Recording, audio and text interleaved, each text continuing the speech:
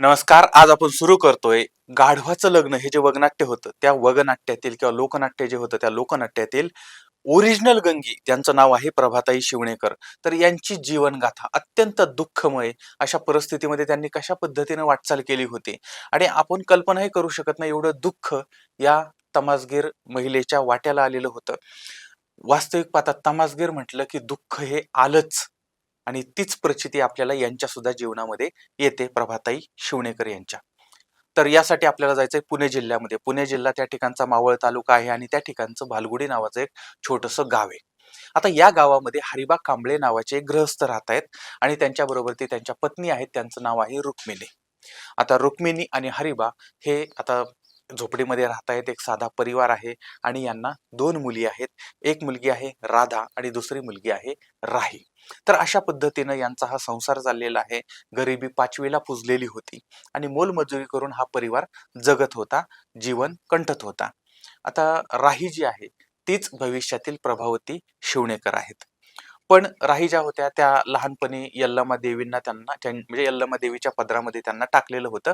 म्हणजे एवढ्या लहान वयामध्ये या मुलीला देवीची जोगतीन बनवलेलं होतं आणि त्यामुळे आता ती लग्न करू शकत नव्हती किंवा तिचा संसार करू शकत नव्हती. अशा पद्धतीनं आता ती देवाबरोबर तिचं लग्न झालंय आणि आता ती अगदी नकळत्या वयापासूनच ती जोगतीन बनलेली आहे आणि जोगवा मागायला फिरायची वगैरे असं सगळीकडं तिचं ते चाललेलं असायचं. म्हणजे काही शिळे पाके तुकडे मिळायचे त्याच्यावरती पण त्यांचे गुजराण चालायचे.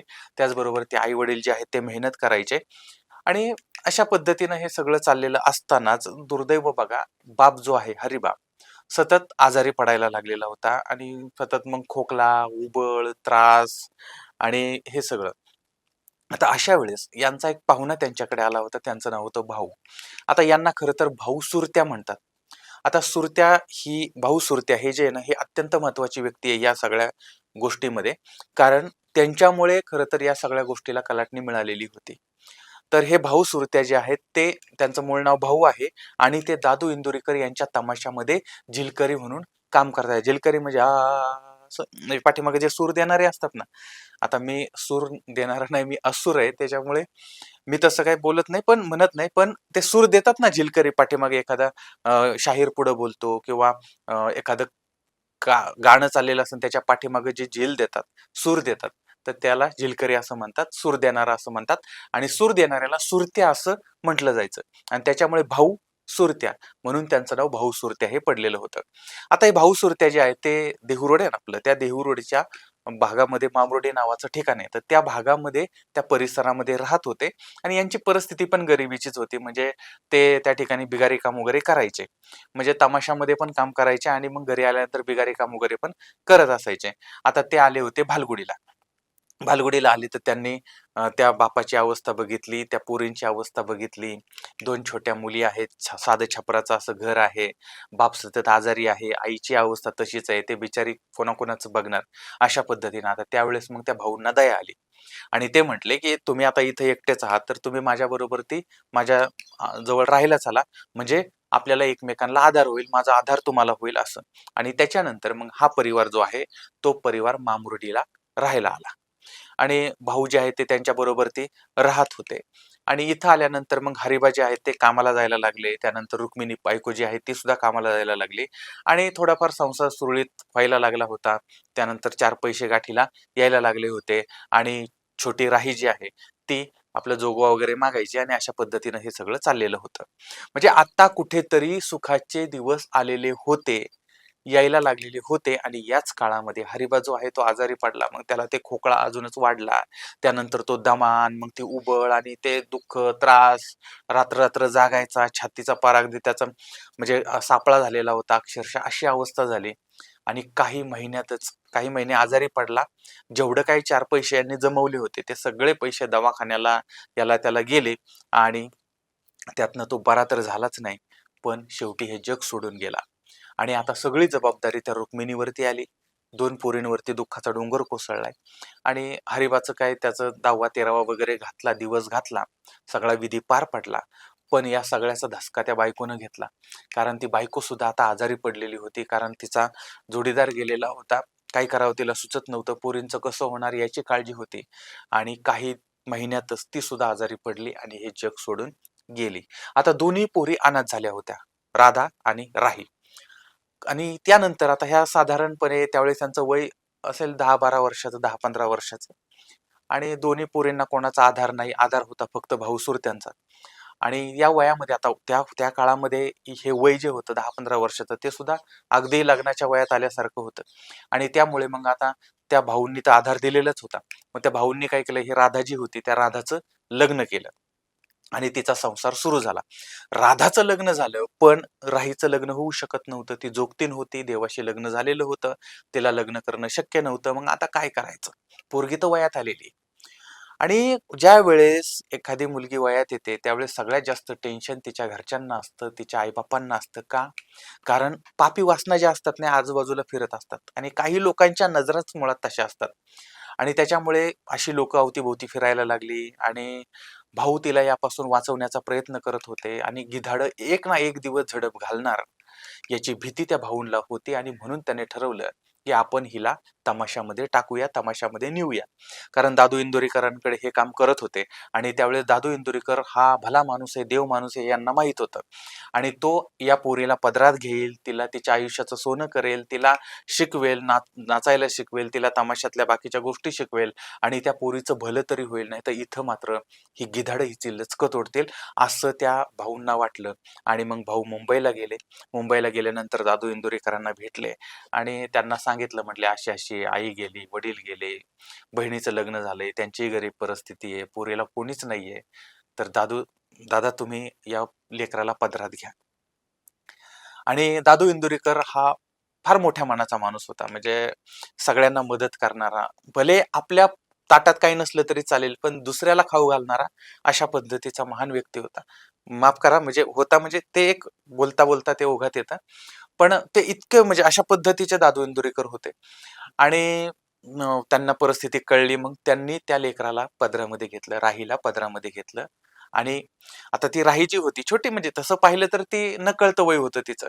तमाशा म्हणजे काय असतं तिला माहित नव्हतं, तमासगीर म्हणजे काय असतं तिला माहित नव्हतं, काहीच नव्हतं माहिती. पण आता तिथं गेली, तिथं गेल्यानंतर मग तमासगीरांची सेवा करायला लागली. जे पडेल ते काम ती पोरगी करत होती. मग झाडून घेणं, भांडी घासणं, धुणी भांडी करणं वगैरे वगैरे हे सगळं ते करत होती. पण हे करत असतानाच ती बघत होती की बाबा कसं नाचता येतं, ह्या ह्या बाकीच्या महिला कशा नाचतात, त्यानंतर कशा पद्धतीने अभिनय केला जातो, कशा पद्धतीने मेकअप केला जातो, कशा पद्धतीनं गायन केलं जातं, तमाशाच्या सगळ्या बाबी कशा पद्धतीने हँडल केल्या जातात, ही सगळ्या गोष्टी राही जी आहे ती त्या ठिकाणी शिकायला लागलेली होती. आणि राही आता तमाशामध्ये रुळत होती. दादू इंदुरीकरांचा तमाशा होता आणि त्या तमाशाचं म्हणजे दादू इंदुरीकरांच्या बरोबर ते शंकरराव शिवणेकर लोकनाट्य तमाशा मंडळ असं नाव होतं. म्हणजे दादू इंदुरीकर सह शंकरराव शिवणेकर लोकनाट्य तमाशा मंडळ अशा पद्धतीनं. आता याच्यामध्ये सोंगाडे बिंगाडे होतेच सगळे, त्याचबरोबर ते बाकीचे कलाकारही होतेच. आणि याच्यामध्ये मुख्य नायकीन होत्या, म्हणजे मुख्य नृत्यांगना होत्या आणि अभिनयात निपुण असणारी व्यक्ती होती आणि त्या होत्या केशरबाई. आणि केशरबाई होत्या आपल्या सोलापूरच्या. आणि अजून 4-5 अशा मुली होत्या किंवा महिला होत्या की ज्या त्या ठिकाणी डान्स करत होत्या, नाचत होत्या. आणि केशरबाई ज्या आहेत त्यांच्याकडे आता हे सगळं मुलींना सांभाळणं वगैरे होतं. तर त्या अत्यंत प्रेमानं सगळ्या मुलींवरती प्रेम करायच्या आणि त्यांना सांभाळून घेत होत्या. पोरींचं काही चुकलं तर त्यांना समजावून सांगत होत्या. आणि त्याच पद्धतीने राहीला सुद्धा त्या प्रेमानं वागत होत्या की आई बापाविनाचं लेकरू आहे आणि तिला कुणाचा आधार नाहीये, तर आपणच तिला आधार दिला पाहिजे. म्हणजे अशा पद्धतीनं दादू इंदुरीकर आणि केशरबाई यांच्या मायेच्या पंखाखाली राही आता स्वतःला घडवत होते. तिची जडणघडण चाललेली होती. आणि हळूहळू आता ती तमाशामध्ये छोट्या छोट्या भूमिका करायला लागलेली होती, नाचायला लागली होती, गायला लागली होती, वगनाट्यामध्ये भाग घ्यायला लागली होती. आणि अशा पद्धतीने तिचा चंचू प्रवेश त्या तमाशात झालेला होता. पण ही पोरगी अडाणी होती, अक्षरांची ओळख नव्हती, पण शिकण्याची जिद्द होती, महत्वाकांक्षा होती. आणि हीच राघोबा म्हणजे दादोबा जे आहेत त्यांना आवडलेली होती आणि त्यामुळे हे सगळेच तिच्यावरती जीवापाड प्रेम करत होते. तर अशा पद्धतीने आता राहीचं काम चाललेलं होतं. आणि पुढं दादू इंदुरीकर यांनी राहीचं नाव बदललं आणि नाव ठेवलं प्रभा. प्रभा म्हणजेच प्रभावती. आणि आता प्रभावती ज्या आहेत त्या तमाशाचा एक अविभाज्य भाग बनलेल्या होत्या. कारण वय वाढत चाललेलं होतं, अनुभव वाढत चाललेला होता, काम वाढत चाललेलं होतं आणि त्यामुळं एक अविभाज्य घटक त्या ठिकाणी बनलेल्या होत्या. आता या ठिकाणच्या सगळी कामं ते करत होत्या. त्याचबरोबर दादोबांचा त्यांच्यावरती प्रचंड विश्वास होता, प्रेम होतं, आपुलकी होती. आणि एकदा असं झालं की दादू इंदुरीकर आणि केशरबाई यांच्यामध्ये वाद झाला. काहीतरी विषय असेल, त्या विषयावरून वाद झाला आणि वाद झाल्यानंतर केशरबाईंनी फड सोडला आणि त्या दुसऱ्या तमाशामध्ये निघून गेल्या. आता करायचं काय? म्हणजे मुख्य नायिका जी होती तीच तमाशा सोडून गेली होती आणि बाकीच्या तमाशामध्ये मुली होत्या, महिला होत्या. पण कसं असतं की नायकीन म्हणजे काय, तर ती त्या तमाशामध्ये फक्त नृत्य करते असं नाही. तर त्या तमाशामध्ये तिनं ऍक्टिंग पण केली पाहिजे, वगनाट्यात काम पण केलं पाहिजे, तिनं गायन पण केलं पाहिजे. म्हणजे अष्टपैलू अशा पद्धतीचं व्यक्तिमत्व तिचं असलं पाहिजे. आणि ती तशा पद्धतीनं त्या केशरबाई होत्या. पण आता करायचं काय? कारण बाकीच्या पोरी होत्या त्या नाचच होत्या किंवा पण सगळ्या अष्टपैलू नव्हत्या. मग दादोजींच्या समोर हा मोठा प्रश्न होता की करायचं काय? आणि त्यावेळेस त्यांची नजर पडली ती प्रभावती यांच्यावरती. कारण त्या सगळ्या गोष्टीमध्ये निपुण होत्या. जरी प्रभावती या बाकीच्या मुलींपेक्षा नवीन असतील, वय कमी असेल, पण नायकीन म्हणून त्या योग्य होत्या आणि म्हणून त्या आता नायकीन बनलेल्या आहेत. त्या मालकीन बनलेल्या आहेत आणि त्यांना ती संधी मिळाली आणि संधीचं त्यांनी सोनं केलं होतं. आता तसं पाहिलं तर प्रभावती या दिसायला एक आकर्षक व्यक्तिमत्वाच्या होत्या. त्यात तरुणपणात पदार्पण केलेलं होतं. अत्यंत चांगला अभिनय त्या करत होत्या. चांगल्या पद्धतीनं गात होत्या, संवाद फेकत होत्या, नृत्य करत होत्या आणि त्यामुळे तमाशाचा त्या पंचप्राण बनलेल्या होत्या. आणि त्यांचा स्वभाव सुद्धा अत्यंत प्रेमळ होता, निर्मळ होता, सगळ्यांना सामावून घेणारा होता, समजावून घेणारा होता. आता एका बाजूला तमाशामध्ये त्यांना मानाचं स्थान मिळालेलं होतं आणि दुसऱ्या बाजूला त्या फडाचे मालक तरुण तडफदार असे मालक होते. त्यांचं नाव शंकर शिवणेकर. तर शंकर शिवणेकर हे प्रभावती यांच्या कार्यावरती, कामावरती फिदा झाले होते, सौंदर्यावरती फिदा होते. आणि प्रभावती या सुद्धा अ, शंकर शिवणेकर यांच्यावरती फिदा होत्या. अर्थात दोन्ही बाजूंनी प्रेम प्रकरण सुरू झालेलं होतं. यांच्यामध्ये जवळीक निर्माण झालेली होती. आणि बघा, एक अनाथ मुलगी आहे, जिला आई नाहीये, वडील नाहीये, कोणाचा आधार नाहीये आणि ती मुलगी कोणाचा तरी आधार शोधते आहे आणि तिला एक भरभक्कम असा आधार मिळाला होता शिवणेकरांचा. आणि त्यामुळे आधार तर मिळालाच, शिवणेकर हे आडनाव मिळालेलं होतं आणि आता दोघंही पती पत्नीप्रमाणे राहायला लागलेले होते. तर अशा पद्धतीने तमाशा आणि तमाशातला हा संसार दोन्हीही चालू झालेलं होतं. फक्त यांचं लग्न झालेलं नव्हतं. आता दादू इंदुरीकर यांचा तमाशा सगळे कलाकार जे आहेत ते अत्यंत तळमळीनं करत होते. पण दुर्दैव बघ, म्हणजे पोटापुरतं यांना सगळं मिळत होतं. काही सुपाऱ्या मिळत होत्या. पण म्हणावा तितका प्रतिसाद मिळत नव्हता किंवा त्यांना ज्या पद्धतीनं आर्थिक नियोजन पाहिजे होतं तसं होत नव्हतं. आणि एक तमाशा आहे बाबा, त्यानंतर तो तमाशा गावोगावी फिरतो. त्या ठिकाणी लोकं जमा होतात आणि मग सगळा तमाशा होतो अशा पद्धतीनं. आणि काही जेवढं काही पोटाला मिळेल तेवढंच, अशा पद्धतीनं हे सगळं चाललेलं होतं. म्हणजे बाकीचे तमासगीर होते त्यासारखं सर्वसामान्य असा हा कारभार चाललेला होता. कला सादर करायची आणि पोट भरायचं, एवढंच यांचं चाललेलं होतं. दिवस ढकलायचे, महिना गेला, वर्ष गेलं, अशा पद्धतीनं चाललं होतं. पण आता या तमाशाचं भाग्य पालटणार होतं. तर सांगलीमध्ये तमाशा परिषद भरलेली होती आणि त्या परिषदेला महाराष्ट्रातले आणि बाहेरचे पण सगळे तमाशे आलेले होते. आणि यामध्ये दादू इंदुरीकर यांनी सुद्धा, यांच्या तमाशानं सुद्धा सहभाग घेतलेला होता. आणि त्यावेळेस म्हणजे यांचा तमाशा चालला होता त्यावेळेस प्रमुख पाहुणे आले होते सूर्यकांत मांढरे. आणि त्यावेळेस त्यांनी, आता दादू इंदुरीकरांनी वग लावला होता मराठशाहीची बोलती पगडी. आता हे वगनाट्य सुरू झालं होतं आणि वगनाट्य त्या म्हणजे सूर्यकांत मांढरे यांना ते वगनाट्य इतकं आवडलं होतं. त्याचबरोबर ती सगळ्या प्रेक्षकांना ते आवडलेलं होतं आणि या वगनाट्याला मानाचं कडं मिळालं होतं, या वगाला मानाचं कडं मिळालं होतं. आणि तमाशा परिषदेमध्ये झालेली स्पर्धा आहे, त्या स्पर्धेमध्ये पहिला क्रमांक दादू इंदुरीकर सह शंकर शिवणेकर तमाशा मंडळाला मिळालेला होता, वगनाट्य मंडळाला मिळालेला होता. आणि त्यामुळे आता त्या ठिकाणी सगळीकडे नाव झालं, प्रसिद्धी मिळाली. तमाशा परिषदेला अनेक मान्यवर मंडळी आली होते, त्यांच्यापर्यंत नाव पोहोचलं होतं. आणि काही लोकांनी मग जागेवरती सुपाऱ्या त्यांना दिल्या होत्या. त्यानंतर तमाशाची मागणी वाढली होती, कामं वाढलेली होती, पैसा सुद्धा जास्त मिळायला लागलेला होता. आणि आता या तमाशावरती लक्ष्मी आणि जनता जनार्दन दोन्हीही प्रसन्न झालेले होते, भरभराट सुरू झालेली होती. आणि बाकीचे कलाकार सुद्धा, बाकीच्या तमाशातले कलाकार सुद्धा यांच्या तमाशामध्ये यायला लागलेले होते. म्हणजे अशा पद्धतीने आता भरभराटीचा काळ सुरू झालेला होता, आनंदाचा काळ सुरू झाला होता, श्रीमंतीचा काळ सुरू झालेला होता. पण म्हणतात ना की आपली प्रगती आपल्याच लोकांना देखवत नाही. इथं सुद्धा तसंच झालेलं होतं. म्हणजे काही लोक यांच्यावरती जळायला लागले होते की अरे बघा काला काल आला कानामागून आला आणि तिखट झाला. तसं पाहिलं तर दादू इंदुरीकर किंवा शंकर शिवणेकर किंवा प्रभाताई किंवा बाकीची मंडळी यांनी आयुष्य घालवलं होतं त्यांचा तमाशा उभं करण्यासाठी. हालामध्ये कष्टामध्ये दिवस काढले होते. पण लोकांना असं वाटत होतं की काल तमाशा आला आणि आजच्याला एवढ्या त्यांना सुपाऱ्या मिळायला लागल्या, एवढा पैसा मिळायला लागला, असं तसं येते आणि मग काही लोक जळायला लागले. आणि बघा एक दुर्दैवी घटना घडली. आपला पालीचा खंडोबा आहे, त्या खंडोबा रायाची यात्रा होती पालीमध्ये. तर आता महाराष्ट्रात म्हणजे खंडोबा आपल्या सगळ्यांचं दैवतच आहे. त्यामुळे पालीच्या खंडोबाला जसं जेजुरीच्या खंडोबाला आपण जातो त्याच पद्धतीनं पालीच्या खंडोबाला पण कधी ना कधीतरी आपण जातो आणि यात्रेला तर हमखास जातोच. तर तशा पद्धतीने ती यात्रा अशी मोठी, लाखो लोक त्या यात्रेला येणारे. आणि त्यावेळेस दादू इंदुरीकर यांच्या तमाशाला तिथं मोठी सुपारी मिळाली. सुपारी मिळाली त्यानंतर मग हे तिथं गेले, त्यांनी सगळी कनात उभी केली, फड उभा केला. प्रचंड गर्दी जमलेली होती आणि हरिश्चंद्र तारामती वगनाट्य सुरू झालेलं होतं. सगळं असं म्हणजे फुल सगळं भरलेलं. त्यानंतर वगनाट्य सुरू झालेलं, सगळे कलाकार आनंदामध्ये होते, एवढा प्रतिसाद मिळत होता. आणि त्याच वेळेस काही समाजकंटक त्या ठिकाणी आले आणि त्यांनी तमासगीरांना मारहाण करायला सुरुवात केली. त्यानंतर त्या सामानाची नासधूस केली, फडाची कनात फाडली, वाद्यांची तोडफोड केली. अनेक कलाकारांना इतकी बेदम मारहाण केली की अक्षरशः रक्तबंबाळ केलं. एवढंच नाही, दादू इंदुरीकरांना सुद्धा या मंडळींनी मारहाण केली आणि त्यांना सुद्धा रक्तबंबाळ केलेलं होतं. कलाकार स्वतःचा जीव मुठीत धावून भरून इकडं तिकडं पळत होते आणि तमाशाचाच यांच्या तमाशा झालेला होता.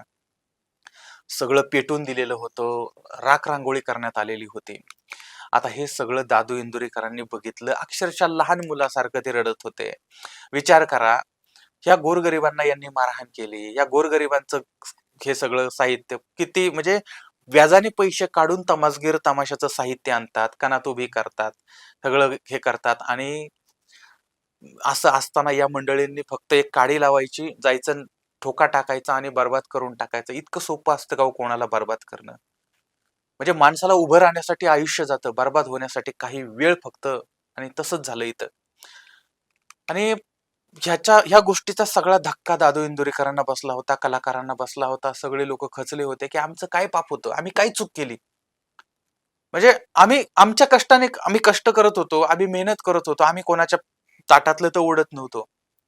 पण असं असताना सुद्धा लोकांनी यांना मारलं, ह्यांना जाळलं, ह्यांना बर्बाद केलं, यांना उद्ध्वस्त केलं. सगळे खचले होते, काय कोणाला काही सुचत नव्हतं. म्हणजे काही वेळातच यांच्या आयुष्याची माती झाली होती, तमाशाची माती झाली होती. आणि दुर्दैव बघा, आता यांचा तमाशा बंद पडला होता.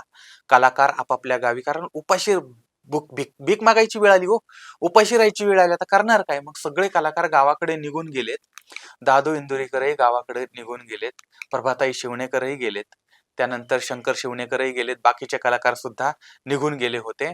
आणि इकडं आता प्रभाताई ज्या आहेत त्या प्रभाताईंनी म्हणजे शिवण्याला प्रभाताईंना शंकर घेऊन आले होते. पण त्या शिवण्याला अगोदरच शंकर शिवणे यांचं लग्न झालेलं होतं आणि त्यांना 2 मुली 4 मुलं होती आणि यांचा संसार होता. पण आता प्रभाताईंबरोबर यांचं प्रेम प्रकरण जुळलेलं होतं. आणि त्यांनी काय केलं, शंकर यांनी प्रभाताईंना शिवण्यामध्ये सोडलं आणि ते मुंबईला निघून गेले. आणि त्यानंतर प्रभाताई यांचं हाल व्हायला सुरुवात झाली. कारण आणि ते साहजिक होतं बरं का, म्हणजे प्रभाताई या त्या ठिकाणी सवत होत्या. म्हणजे नवरा तमाशामध्ये काम करतोय आणि त्या ठिकाणी तमाशातली एक बाई आहे आणि त्या बाईच्या नवरा नादी लागला. माफ करा हा शब्द मी वापरतोय कारण सर्वसामान्यांच्या भाषेमध्ये. पण ते आता त्या बायकोचं ते म्हणते ना की माझं लग्न झालंय, माझ्या प्रेमामध्ये, माझ्या लग्नामध्ये, माझ्या पतीमध्ये आता ही वाटेकरी आली. आणि मग त्यामुळे ती सवत तिला प्रचंड त्रास द्यायला लागली होती. आणि कुठलीही स्त्री आपल्या प्रेमामध्ये कोणी जर दुसरी आली तर तिला सहन करू शकत नाही. आणि त्याच्यामुळे मग त्या दोघीमध्ये आता सवतीमध्ये वाद वाढायला लागला होता, भांडणं व्हायला लागलेली होती. आणि हे सगळं असताना सुद्धा आता ह्या घरामध्ये समजा प्रभाताई आहेत, पण प्रभाताईंना आता घरात बसून येत आणि त्यांना कोण खायला देणार?